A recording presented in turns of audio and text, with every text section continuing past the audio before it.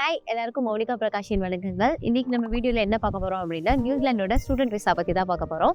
நான் நியூசிலாண்டுக்கு ஸ்டூடெண்ட் விசாவில் தான் வந்தேன். ஆக்லாண்ட் யூனிவர்சிட்டி ஆஃப் டெக்னாலஜி அப்படிங்கிற யூனிவர்சிட்டியில் master of IT project management அப்படிங்கிற கோர்ஸில் நான் படிக்கிறதுக்கு நியூசிலாந்துக்கு February 2024 இன்டேக்கில் இங்கே வந்தேன். நான் நியூசிலாந்துக்கு நீங்கள் படிக்க வரீங்க அப்படின்னா அந்த ஸ்டூடெண்ட் விசாவுக்கு நான் என்ன மாதிரியான டாக்குமெண்ட்ஸ் கொடுத்து வந்தேன் அப்படிங்கிற என்னோட பர்சனல் எக்ஸ்பீரியன்ஸ் தான் இந்த வீடியோவில் ஷேர் பண்ண போகிறேன். நான் எந்த ஒரு லைசன்ஸ்ட் இமிகிரேஷன் அட்வைசரும் கிடையாது. உங்களுக்கு நான் எந்த ஒரு இமிகிரேஷன் அட்வைஸும் கொடுக்க கிடையாது. நான் எப்படி ஸ்டூடெண்ட் விசாக்கு என்னென்ன டாக்குமெண்ட்ஸ் கொடுத்து வந்தேன் அப்படிங்கிற அந்த பர்சனல் எக்ஸ்பீரியன்ஸ் தான் இந்த வீடியோவில் நான் ஷேர் பண்ண போகிறேன். வாங்க வீடியோக்குள்ளே போகலாம். ஃபர்ஸ்ட் ஆஃப் ஆல், இப்போ நீங்கள் நியூசிலாந்து ஸ்டூடெண்ட் விசா அப்படிங்கிறது என்ன அப்படின்னா, நியூசிலாந்துக்கு படிக்கிறவங்களுக்கு கொடுக்குற விசா தான் நியூசிலாந்து ஸ்டூடெண்ட் விசா.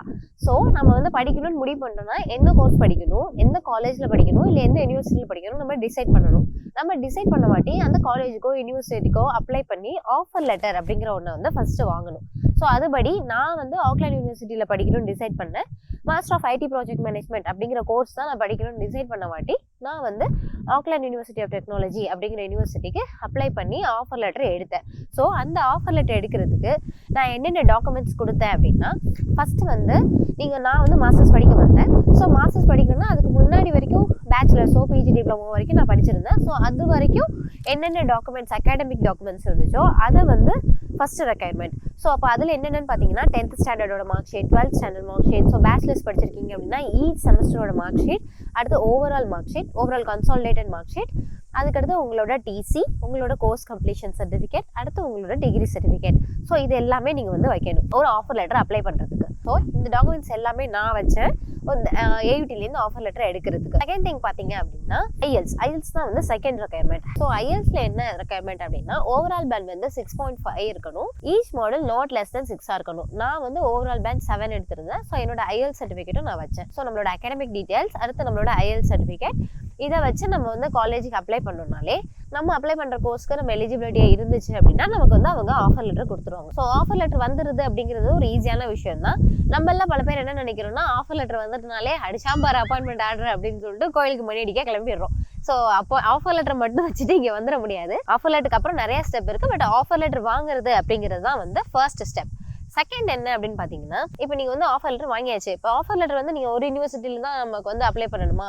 நிறைய காலேஜ் இருக்குது, நிறைய இதில் நீங்கள் ட்ரை பண்ணி பார்க்கணும்னா நீங்கள் உங்களுக்கு எந்த மாதிரியான யூனிவர்சிட்டிஸ் காலேஜஸ் உங்களுக்கு விருப்பமாக இருக்கோ அந்தந்த யூனிவர்சிட்டி காலேஜஸ்க்கு இதே ரெக்யர்மெண்ட்ஸை வச்சு நீங்கள் அப்ளை பண்ணிங்கன்னா நீங்கள் எலிஜிபிளாக இருந்தால் உங்களுக்கு அவங்க ஆஃபர் லெட்டர் கொடுத்துருவாங்க. ஸோ அந்த மாதிரி ஆஃபர் லெட்டர் வாங்குறதுங்கிறது நீங்கள் எத்தனை யூனிவர்சிட்டி எத்தனை காலேஜஸ்லேருந்து வேணால் வாங்கிக்கலாம். இப்போ நான் வாங்கலன்னு சொன்னதெல்லாம் நான் டேரெக்டாக அப்ளை பண்ண கிடையாது.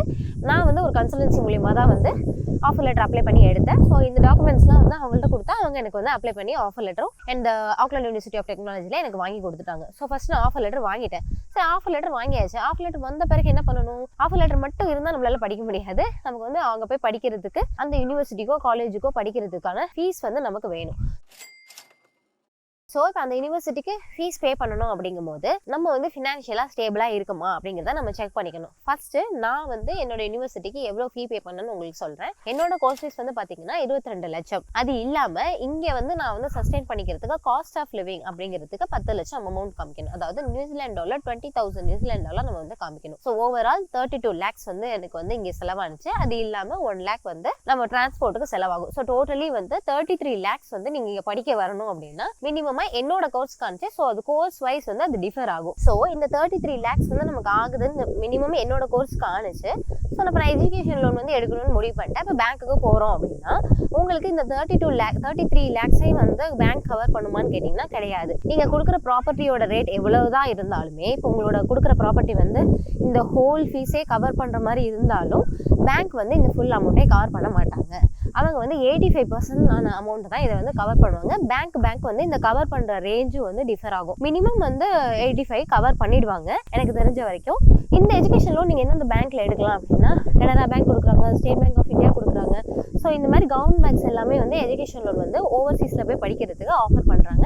நீங்க இந்த மாதிரி பேங்க்லாம் அணுகிக்கலாம். சரி, இப்போ பேங்க்குக்கு போயிட்டோம், எஜுகேஷன் லோன் பத்தி கேட்குறோம். நம்மளும் ஒரு ப்ராப்பர்ட்டி கொடுத்து அவங்களும் லேண்ட் வேல்யூஷன் பண்ணிட்டாங்க.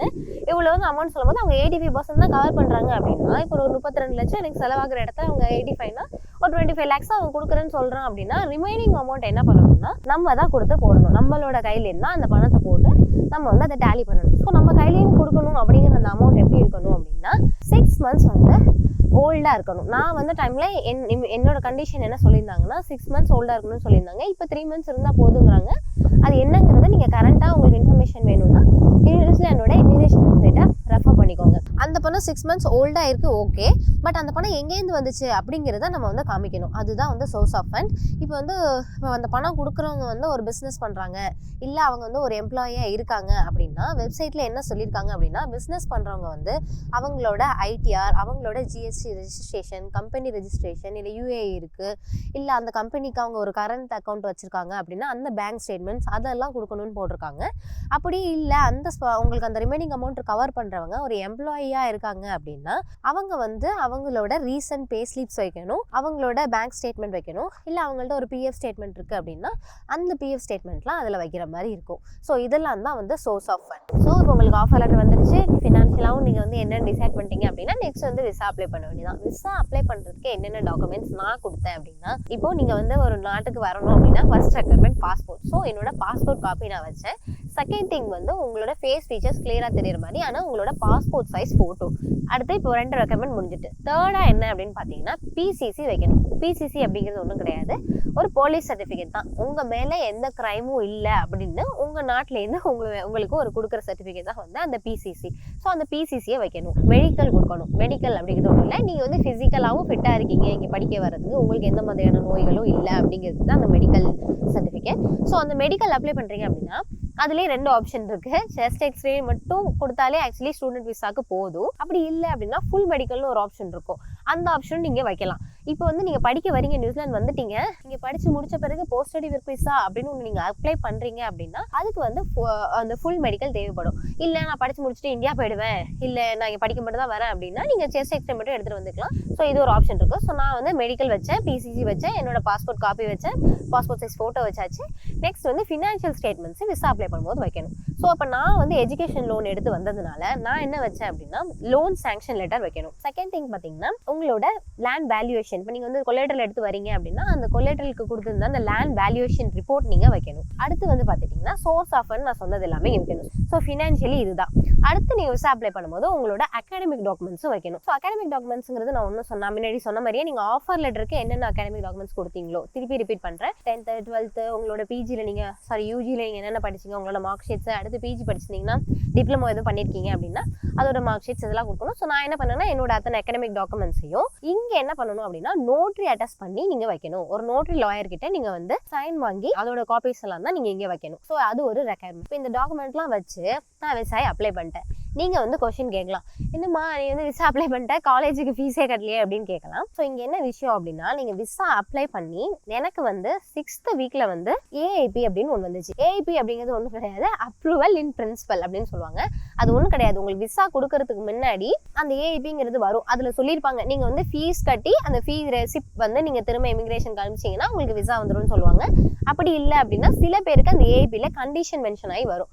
என்னன்னு வரும்னா நீங்கள் வந்து உங்களோட ஃபீஸை வந்து காலேஜுக்கு கட்டிருங்க, காஸ்ட் ஆஃப் லிவிங்க்கு நான் ஃபர்ஸ்டே சொல்லியிருந்தேன் பார்த்தீங்களா, அந்த 20,000 நியூசிலாந்து டாலரை வந்து நீங்கள் நியூசிலாண்டில் ஒரு அக்கௌண்ட் ஓப்பன் பண்ணி அதை வந்து டிரான்ஸ்ஃபர் பண்ணணும். அது பேர் என்னன்னா ஃபண்ட் ட்ரான்ஸ்ஃபர் ஸ்கீம் சொல்லுவாங்க, எஃப்டிஎஸ் அப்படின்னு சொல்லுவாங்க. ஸோ அந்த கண்டிஷனே நீங்கள் சாட்டிஸ்ஃபை பண்ணும் போது உங்களுக்கு நாங்கள் விசா கொடுத்துருவோம் அப்படின்னு சொல்லி அந்த ஏஐபியில் மென்ஷன் ஆகி வரும். சில பேருக்கு எதுவுமே தேவையில்லை, நீங்கள் காலேஜ் ஃபீஸ் கட்டினாலே போதும், அந்த ரெசிப்ட் கொடுத்தீங்கன்னா வந்துடும் சொன்னாங்க. ஸோ எனக்கு பார்த்தீங்கன்னா எனக்கு ஏஐபியில் நீங்கள் காலேஜுக்கு ஃபீஸ் கட்டி ரெசிப்ட் வச்சா உங்களுக்கு விசா கொடுத்துருவோம்னு சொன்னாங்க. ஸோ அதுபடி நாங்கள் வந்து காலேஜுக்கு ஃபீஸ் கட்டினோம், கட்டின ரெசிப்ட் வச்ச ஒரு 2 daysலேயே வந்து எனக்கு விசா வந்துடுச்சு.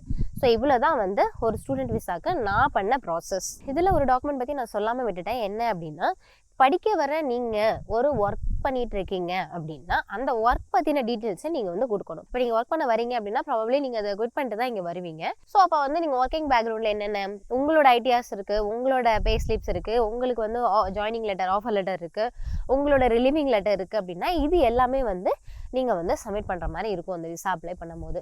ஸோ இவ்வளோ தாங்க.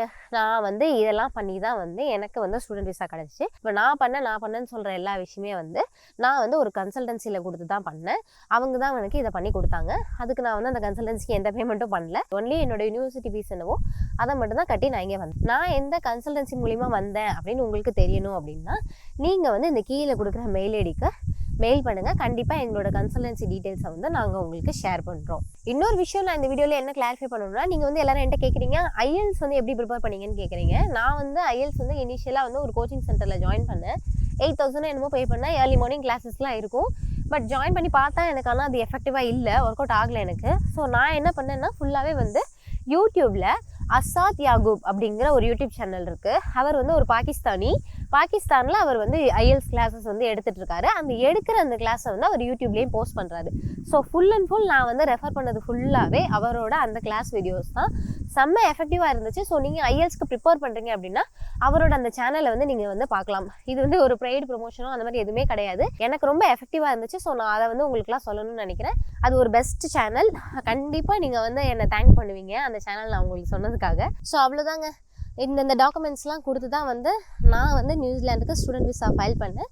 நீங்களும் வந்து நியூசிலாண்டுக்கு படிக்க வரணும்னு நினைக்கிறீங்க, விசா அப்ளை பண்ணுற ப்ரொசீஜர் ஸ்டெப்பில் இருக்கீங்க அப்படின்னா என்னோடய வீடியோ வந்து ஒரு ரெஃபரன்ஸாக எடுத்துக்கோங்க. Hi. What's that? I'm just doing a vlogging here. Pictures? Yeah, I'm just taking a video. குறுக்க குட்டி பையன் வந்துட்டு போயிட்டாங்க.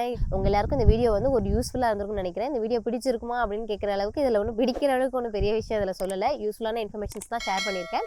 ஸோ உங்கள் எல்லாருக்கும் இது ஹெல்ப்ஃபுல்லாக இருக்கும்னு நினைக்கிறேன். நன்றி. மீண்டும் ஒரு நல்ல வீடியோவில் சந்திக்கலாம்.